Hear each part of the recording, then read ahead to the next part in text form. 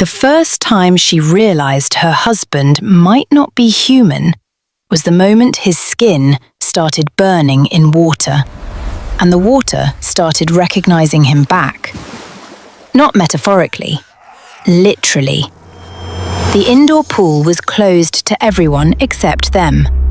Private penthouse hotel in Seoul, rooftop glass ceiling, city lights bleeding through the mist. She had been smiling, teasing him, holding his hand. "You're a billionaire," she said. "You own half of Gangnam. Don't tell me you're scared of water." His smile didn't reach his eyes. "I'm not scared," he replied. "Then swim." "I don't swim." She laughed, thinking it was some rich man quirk. "No, don't do that. You can't buy islands and act like water is your enemy." His jaw tightened. He glanced at the pool like it was a doorway to something he hated. "Please," he said quietly, "not tonight." That word, please, hit her strangely. Because he didn't beg. He commanded. He controlled. He negotiated like every room belonged to him. But water made him small. And she hated that feeling. She hated the way he could be untouchable even while married to her. So she did something reckless. She squeezed his fingers and pulled him toward the pool edge. "Just 5 minutes," she said. "For me." His eyes flicked toward the security cameras above the pool, then back to her. And for the first time since she met him, his voice sharpened. "You don't understand what you're asking." She stepped closer, softer now. "Then explain." He stared at her like he wanted to, like he needed to, but something, fear, loyalty, a buried oath, clamped his mouth shut. He shook his head. She exhaled, hurt, so she pushed, not violently, but emotionally. "Do you even love me?" she asked. That did it. His face cracked, just for a second. Then he nodded once. "Fine." He loosened his cufflinks, removed his watch, didn't take off his shirt, like he wasn't planning to stay long enough to get comfortable.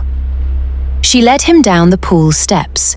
Water rose over his ankles, and his entire body flinched, like the water was electricity. She blinked. "You okay?" His lips parted. No answer. Water climbed to his knees. His breathing turned shallow. She laughed nervously. "Stop acting like it's acid." He whispered, almost to himself, "It is, for me." She didn't understand, so she took one more step deeper, pulling him with her. That's when it happened. His pupils dilated. His veins along his forearm lit faintly, like pale blue lines under skin. Then his skin shimmered. Not like glitter, like something alive moving beneath it. He jerked his arm away. "Get out," he snapped. "What?" "Get out of the water."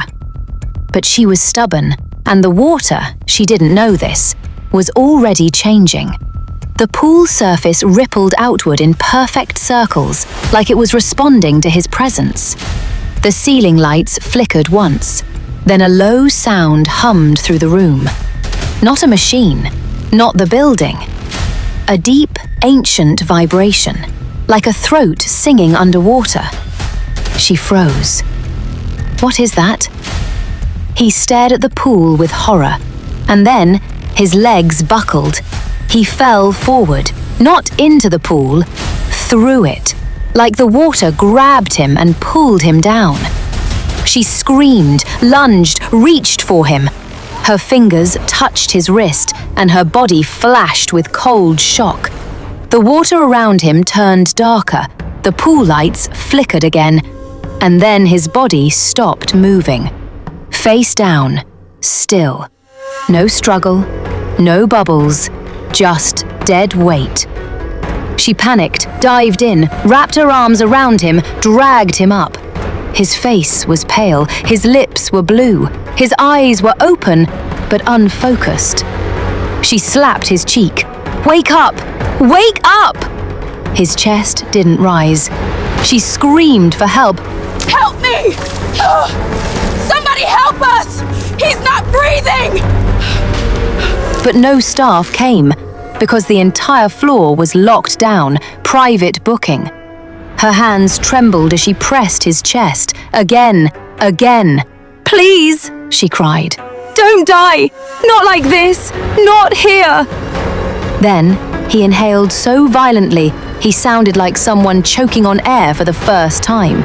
He shot upright, gasping, eyes wild, and he grabbed her wrist hard enough to hurt. His voice came out low, guttural. "You shouldn't have brought me to water." She sobbed. "I didn't know! I didn't know!" He stared at her, breathing heavy, and said the sentence that ended her life as she knew it. "If you ever see me in the ocean, don't follow." She stared, confused. "Why? What are you?" He looked over her shoulder toward the security camera, then down at his hands. His fingers were trembling, and between his knuckles, tiny scales shimmered and vanished like a hallucination. He swallowed. "I'm not what you think I am." And then he did something that chilled her. He smiled gently, like he was apologizing.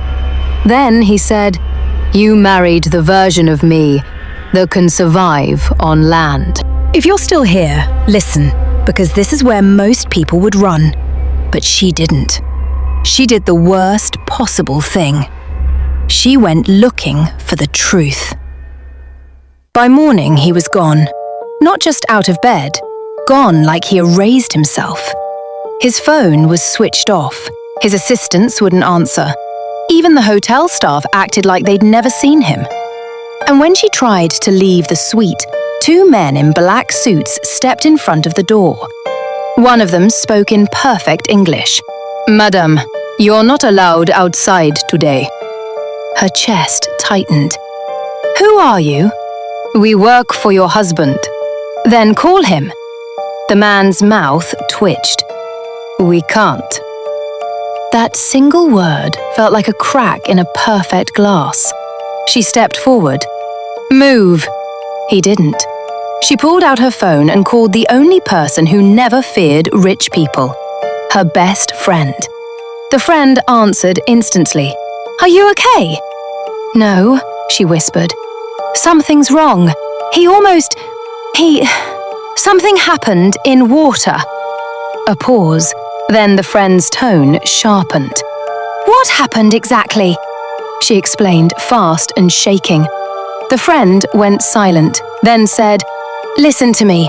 Do not drink anything in that suite. Do not open the door for anyone, and do not, under any circumstances, go near water again." Her throat went dry. "What? Why?" The friend's voice dropped. "Because there are stories in Nigeria that start exactly like this." 2 hours later, the friend arrived. Somehow. No one knew how she got past security.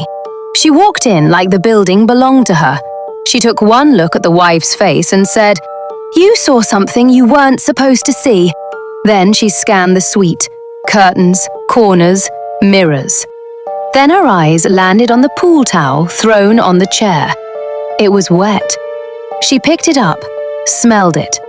Her face changed. "That's not pool water," she muttered. The wife blinked. "What do you mean?" The friend looked her dead in the eyes. "That smells like deep water, like river, like something that's been asleep for a long time." The wife laughed nervously. "You're scaring me." The friend didn't laugh back. "Good. Be scared." That evening, the husband returned. But he didn't walk in like a man coming home. He walked in like a man stepping into a trap. His hair was damp, his shirt collar open, and there was a faint cut on the side of his neck, like something sharp touched him. The wife ran to him. "Where were you?" He caught her wrists, held her too tightly, looked into her eyes like he was checking whether she was still safe. "Did anyone speak to you?" he asked. She swallowed. "Yes." His gaze snapped to her friend in the corner. The friend smiled politely, like she wasn't terrified. "You disappear after nearly dying in a pool," the friend said. "People talk." His jaw tightened. He turned to his wife. "Pack a bag." She froze. "Why?" "We're leaving Seoul." Her heart slammed. "What? No, my life is here now," he whispered. "Someone saw you on that rooftop." She stared. "Who?" His voice turned colder. "People who don't use eyes." She demanded answers. He refused. So she did something smart this time. She said nothing. She waited. That night, when he slept, she searched his study. Not drawers, not closets. She searched the way a woman searches when she suspects she married a stranger. She checked the safe behind the painting. It opened with his fingerprint, and inside were things that made no sense. A Korean document with royal-looking seals. A string of black beads carved with symbols that looked African. And a small glass vial filled with salt water so dark it looked almost like ink. She held it up to the light. The water inside moved, not because her hand moved, because it moved on its own. Then she found the file, a thick folder marked in English, Land Contract, Termination Clause. She opened it. The first page made her blood freeze. Subject: Non-human aquatic entity. Class: Royal Variant. She dropped the file like it burned her. Her breathing went fast. No, this is madness. But she kept reading. The contract described him like a product. It spoke of containment, exposure risk, and bloodline limitations. And then she saw a sentence that made her stomach turn. If the spouse discovers the true form, spouse becomes a liability. Her eyes widened. She heard a sound behind her. Soft, a floorboard. She turned. He was standing in the doorway, watching her hold his secrets. His eyes weren't angry. They were empty. "I told you not to push," he said quietly. She lifted the file, hands shaking. "Am I a liability?" He didn't answer immediately. That was the scariest part. Then he said, "If they take you, I can't get you back." She whispered, "Who is they?" And he said, "The ones who own my name on land." If you want the part 2 of this saga, subscribe right now, because from here it turns into a full-blown conspiracy thriller. Also comment, do you think the wife should run or stay? Because the next twist is brutal. The next day they went to a gala, not because they wanted to, because they were forced. A charity event in a glass ballroom in Seoul. Politicians, celebrities, investors, everyone smiling, everyone watching. The wife wore a champagne gown, he wore a black tuxedo, and the friends stayed close like a guard dog. Then a woman approached them, older, elegant, too calm. A Korean woman with eyes like knives. She held a glass of wine and smiled. "My dear," she said to the wife, "you look healthy." The wife forced a polite smile. "Thank you." The woman leaned closer. "I worried you might not survive the water." The wife's heart stopped. The husband's fingers tightened around his champagne glass. He spoke softly. "Don't say that here." The woman's smile widened. "Oh, please," she said. "Everyone here is pretending. Then she turned to the wife and said the sentence that detonated everything. You're not his wife because he loves you. You're his wife because you're a lock. The wife blinked. A lock? For what? The woman's eyes glittered.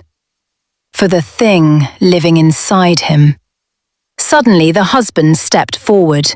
Enough! But the woman only smiled. You think love is what keeps you human? She whispered. No, it's her blood. The wife's stomach sank. Her blood? What did that mean? Before she could ask, the ballroom lights flickered. Just once. Then every glass of water on every table rippled. Everyone paused, confused. The friend grabbed the wife's arm. Move, the friend said fast. Now! They pushed through the crowd, and then they saw it. A waiter walking toward them, but his shadow didn't match his body. His shadow moved like it was underwater. He reached into his jacket, pulled out something sharp. The wife gasped. The friend shoved her back. The husband moved faster than human. He grabbed the waiter's wrist, twisted. The blade fell. And the waiter smiled. Not normal. His mouth stretched too wide. His eyes went pale, cloudy, like drowned eyes. He whispered in Korean, "Come home." Then the waiter's body convulsed, and water poured out of his mouth. Not spit, a stream, like he was a broken pipe. People screamed. The wife backed away in horror. The husband stared at the drowning man, then at his wife. His voice cracked. They followed me into land bodies. Then he grabbed her hand. We leave. Now. They fled. Back seat of a black car, windows tinted, city lights rushing by. The wife's hands shook. What is happening? He looked at her, voice raw. I wasn't supposed to fall in love. I was supposed to complete a deal. A deal with who? He hesitated. Then finally, he said it. There are kingdoms underwater. Some are ancient. Some are hungry. And Seoul is built too close to their paths. The wife stared at him like he was insane, but the fear in his eyes felt real. She whispered, "Are you a mermaid story?" He didn't laugh. He said, "I'm a prince." Silence in the car. Then the friend spoke from the front seat. "A prince of what?" He looked away. "A kingdom that doesn't forgive escape." The wife's throat tightened. "So you married me to hide?" He stared at her, painful honesty in his eyes. "I married you because the first time I met you, you didn't fear me." She swallowed. "I didn't know what you were."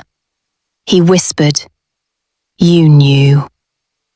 And that's when the wife felt the world tilt. "What do you mean, I knew?" He leaned close, voice almost trembling. "Because when you touched the water with me, the water answered both of us." That night, they went to someone who didn't exist on the internet. A woman in a basement office beneath an old Seoul market. No signboard, no business name, just incense and quiet. A Korean shaman. The friend didn't hesitate, like she'd been here before. The shaman looked at the wife and said, immediately, "You shouldn't have married him." The wife snapped. "I didn't come for judgment. I came for answers." The shaman smiled. "Then you'll hate them." She turned to the husband. "You brought a river wife into a sea prince's bed." The wife blinked. River wife? The shaman pointed to her chest. You have something that smells like water spirits. The friend's face went still. The wife stared at her friend. What is she talking about? The friend didn't answer quickly. That told the wife everything. Her voice rose. You knew? The friend whispered. I suspected. What does river wife mean? The shaman leaned forward. In Nigeria, there are stories of women chosen by water. In Korea, there are stories of men born from sea. You two didn't meet by chance. The wife's stomach turned. No, this is crazy. I'm just a normal woman. The shaman laughed softly. Normal women don't survive what you survived in that pool. Then the shaman reached for the wife's wrist, touched her skin. The shaman's eyes widened. She pulled back like burned. Oh, she whispered. Oh no. The wife's voice shook. What? The shaman stared at the husband. She's not your lock. She's your key. The husband's face drained. He whispered. Key to what? The shaman swallowed. To opening the gate. The room went silent. The wife's pulse hammered. Gate? The shaman spoke slowly, carefully. There is a treaty between waters. Old treaty. It was sealed with blood. The last time it broke, thousands drowned. The wife snapped. What does this have to do with us? The shaman's eyes turned cold. Because your marriage is the loophole. Then came the reveal that turned the wife's blood to ice. The shaman said, Your husband isn't being hunted because he's a prince. He's being hunted because he carries something inside him. The husband whispered, What? The shaman looked him dead in the eyes. A heart pearl. A royal core. If it's removed, your kingdom collapses. If it's stolen, whoever holds it rules both land and sea paths. The wife's breath hitched. So people want to cut him open? The shaman nodded. And people want to use you to unlock him. The wife backed away, shaking. No, I didn't sign up for this. The friend grabbed her hand. We can run. The husband stared at the wife, voice breaking. If you run, they'll use your family back home. The wife froze. My family? He nodded, eyes haunted. I saw the message. Then he pulled out his phone, showed her a video. A shaky clip. A street in Lagos. Her mother's gate. A shadow moving like water across the wall. Then her mother's voice, panicked. Who is there? Then a whisper, deep and wet. We want the bride. The wife's scream died in her throat. She whispered, Oh my God. The friend's eyes filled with tears. They've reached Nigeria. The shaman said quietly, They were always in Nigeria. The wife spun to her friend. What are you hiding from me? The friend's voice cracked. Your father didn't die naturally. The wife's chest tightened. Don't say that. The friend whispered. He drowned in his sleep. Silence. The wife couldn't breathe. Her father had been found dead years ago, face peaceful, bed dry. Everyone said heart attack. Now, drowned. In his sleep. The wife's knees went weak. The husband caught her. and he whispered into her hair, "I think you were promised, long before you met me." Now the story became a war, not a romance, not a secret, a war. They went back to the penthouse, not to hide, to set a trap. The husband called his security chief, ordered every entrance sealed. He called his lawyer, he called his board, and he called the elegant older woman from the gala, the one who called the wife a lock. When she arrived, she came alone, too confident. She walked into the penthouse like she owned the air. She smiled at the wife. "My dear, still alive." The wife didn't speak. The husband did. "You told her she was a lock." The woman shrugged.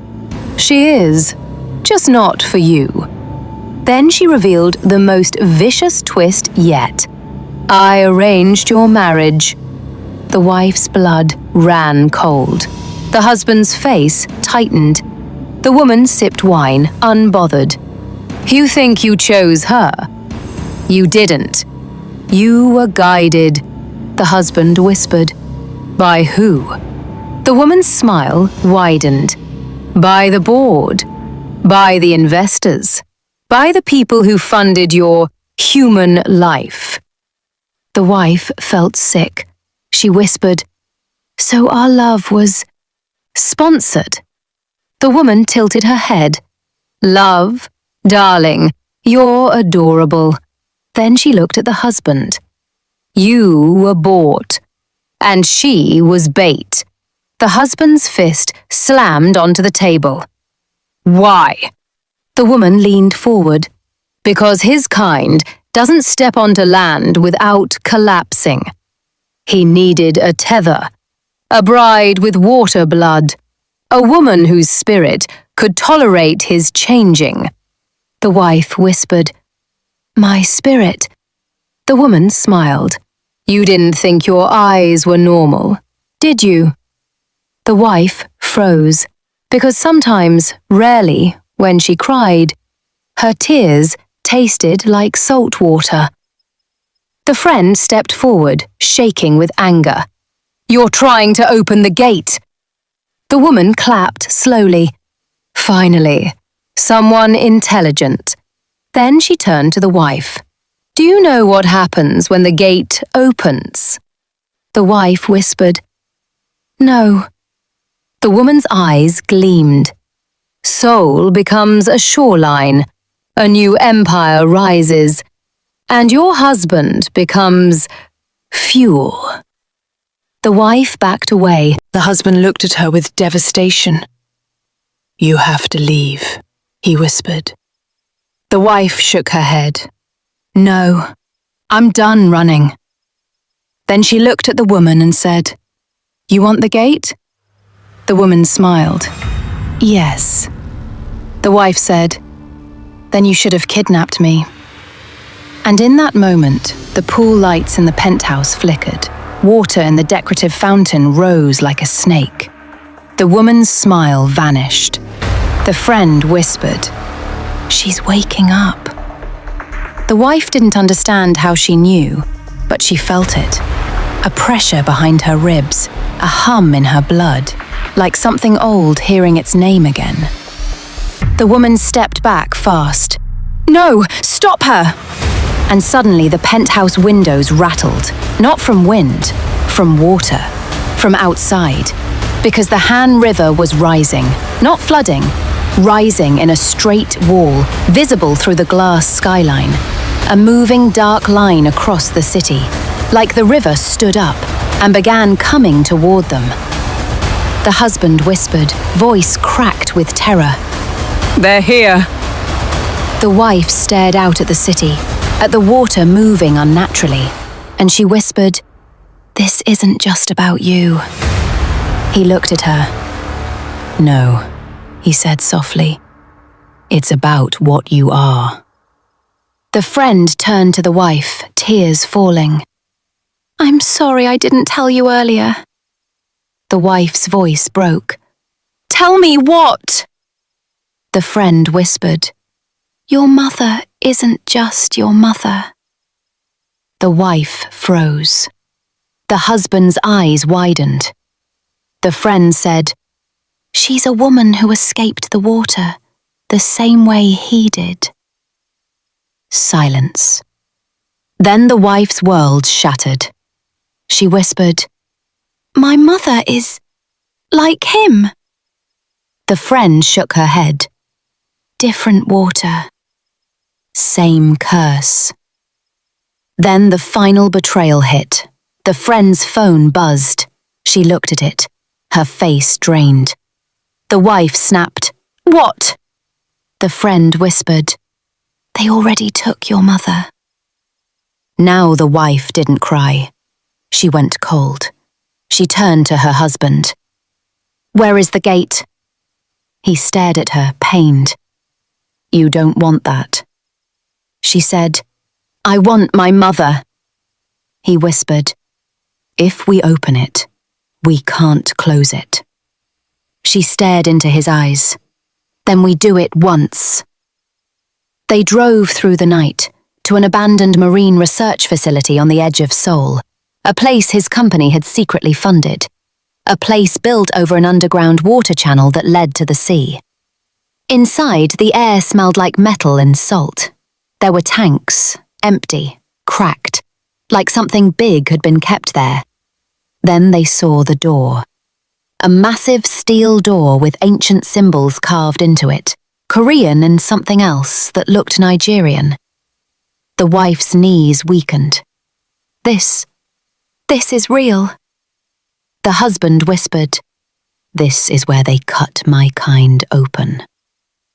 And then the door started knocking, from the other side, slow, patient, like someone tapping from underwater. The wife whispered, Who's there? A voice answered, not Korean, not English. A voice in perfect Nigerian pidgin, soft, wet. Bride, open am. Her blood turned to ice because she recognized that voice. It was her mother's. She ran to the door. Mama? The voice whispered, No be me alone. Open. The husband grabbed her. No, don't. But she screamed, That's my mother! The friend cried, It might not be her. The wife shook, sobbing, Then what is it? The husband whispered, A lure. Then the biggest twist of the entire story landed like a gunshot. The shaman's voice echoed in her memory. You're not his lock. You're his key. She stared at the door, at the symbols, at the water sweating through the metal. And she realized, this whole time, she thought she married a secret. But she was the secret. She placed her hand on the door, and the door warmed. Not from heat, from recognition. The symbols glowed. The husband whispered, No, no, because he knew too. Her bloodline wasn't just compatible, it was command. The wife whispered, If I open this, will I get my mother back? The voice behind the door answered softly, Yes. The husband's voice broke. Don't trust it. The wife cried, Then give me another way. He didn't have one. So she opened the door, and water rushed out like a living thing, not flooding randomly, forming a path, a corridor, a tunnel made of water. And inside that tunnel, she saw faces, so many faces, eyes glowing, bodies moving like shadows, a whole crowd under the surface, watching her, waiting. Then a figure stepped forward, not her mother, not human. A woman-like shape made of water and jewelry and hair moving like seaweed. Beautiful, terrifying. And she smiled and spoke in a voice that sounded like both ocean and river. You finally came home. The wife's mouth trembled. "Who are you?" The figure said, "I am the water that raised your bloodline, and I am the water your husband betrayed." The husband stepped forward, shaking with rage and fear. "You can't take her." The figure smiled. "I'm not taking her. I'm collecting what was promised." Then she looked at the wife and said, "You were never a wife. You were an offering." The wife screamed, "No!" The friend rushed forward, desperate. "She's not yours!" The figure laughed softly. "Oh, child, everyone belongs to water eventually." The husband grabbed the wife's hand. "We run, now!" They sprinted through the facility, alarms blaring, water chasing them like a predator. The wife turned once and saw her mother, not behind bars, not kidnapped, standing calmly in the water corridor, eyes glowing faintly, smiling sadly. The wife stopped. "Mama," her mother whispered, "I tried to keep you away." The wife cried, "Why didn't you tell me?" Her mother's face shattered with guilt. "Because if you knew, you'd come willingly." The wife's voice broke. "So you gave me to him?" Her mother shook her head. "No, I gave you to love." "I thought love could break the old promise." The husband stepped forward, voice raw. "She's not yours anymore." The water figure smiled. "Love doesn't break treaties. Blood does." Now the wife understood the true endgame. They didn't want the husband. They didn't want money. They wanted her to open the gate fully so water kingdoms could cross into Seoul. And the husband's heart pearl wasn't just power. It was the key to controlling the crossing. The wife looked at her husband, then her mother, then the water figure. She whispered, "So what happens if I choose neither?" The water figure blinked. "What?" The wife's eyes hardened. "If I open the gate, I destroy Seoul. If I refuse, you take my mother." She inhaled, then said, "Then I'll take something from you." And she did something no one expected. She stepped into the water corridor. The husband screamed, "No!" But she didn't stop, because the moment her feet touched the water didn't burn her. It welcomed her, like it knew her name. She stared at the water figure and whispered, "You want an offering?" The water figure smiled. "Yes." The wife said softly, "Then take me." The husband went still, horrified. The friend screamed, crying. Her mother's face crumbled. "No, don't!" But the wife looked at her mother and said with tears, "You spent your whole life running. I'm ending it." The water figure reached for her.